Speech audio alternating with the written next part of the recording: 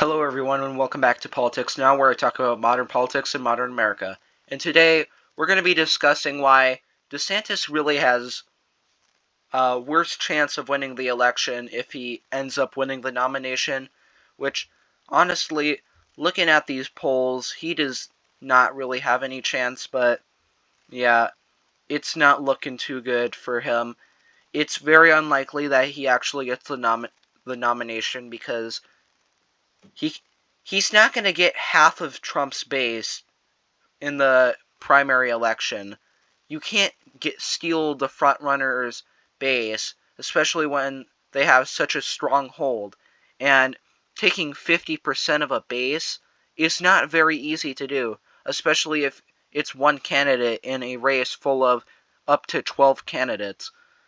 And if you have a 10 candidate race like we do in 2024, you're not going to automatically get enough votes if you're polling at 20% while the front runner is polling at 53%. You're not getting the nomination.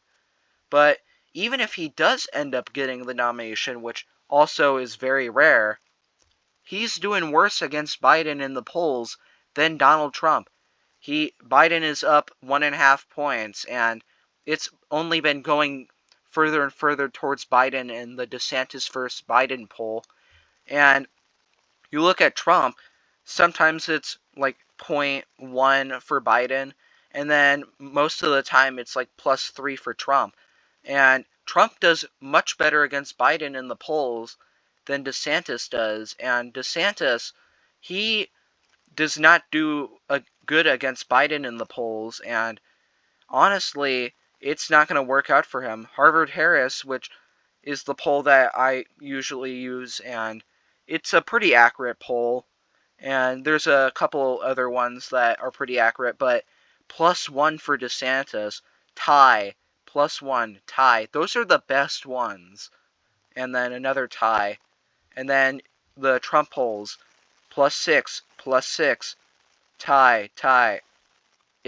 It's going to work out much better for Trump if he goes up against Biden than DeSantis, because you would have a even more split party, because if Trump gets the nomination, there could be most of the voters who vote for DeSantis, and the third party and the other candidates in the race, yeah, they'll probably vote for Trump.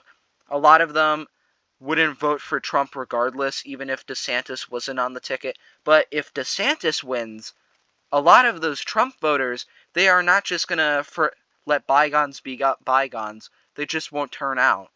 Because DeSantis, the campaign has mostly, gotten rid of all the accomplishments that he's made as governor, which is pretty much the whole point of his campaign. That's the marketability. I've done such a great job as governor, vote for DeSantis. And it's sort of been molded by his team into a rhino neocon campaign where we're going to go back to 2000s politics and the Republican Party of 2012. And a lot of people don't want that. That's not what the general Republican base actually wants. And you can see that in these poll numbers that people like the Trump campaign of 2016. They like that direction for the Republican Party. They don't want to go back to the George Bush era of politics. And it's not going to help him if they keep driving into the ground as, oh, we're getting endorsed by all of the neocons, George Bush type candidates, and we're appealing to them. Because that's not going to work, especially if you need to pull over a lot of these Trump voters.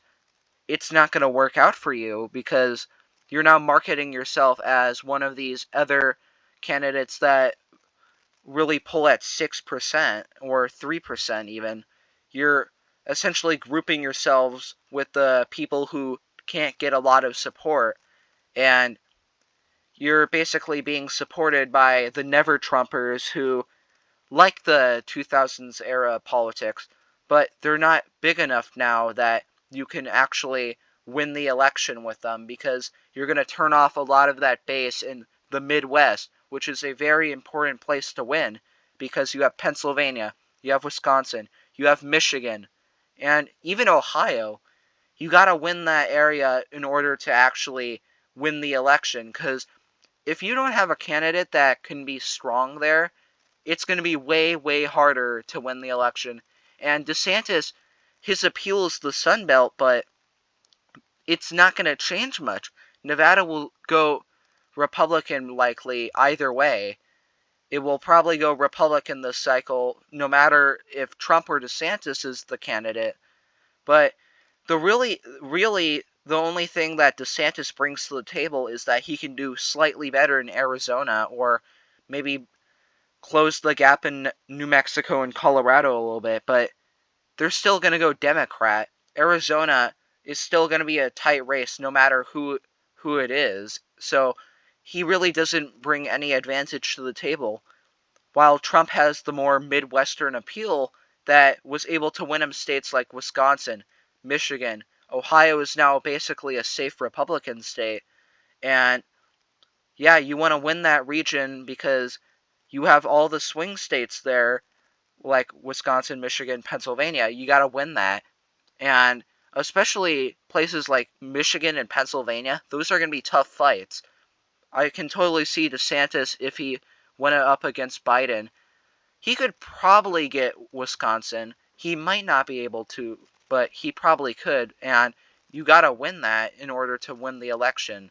So he just doesn't bring that to the table. And that Sunbelt appeal is not going to get you far. So honestly, I've been saying this in every single video that I covered DeSantis. He just needs to drop out.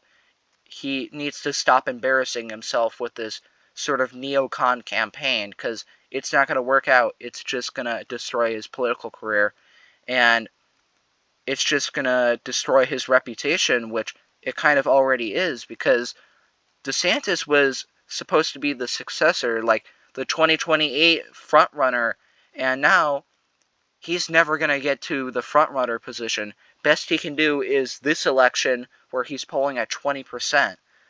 You're not going to win the election, and you're not going to win any further election, because if you lose this election, nobody is going to vote for you.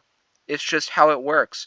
If you lose a primary, chances are either you didn't have a lot of support to begin with, or if you're a front runner but lose support and lose the election, then you're going to be stuck being one of those people who get 6 or 3%.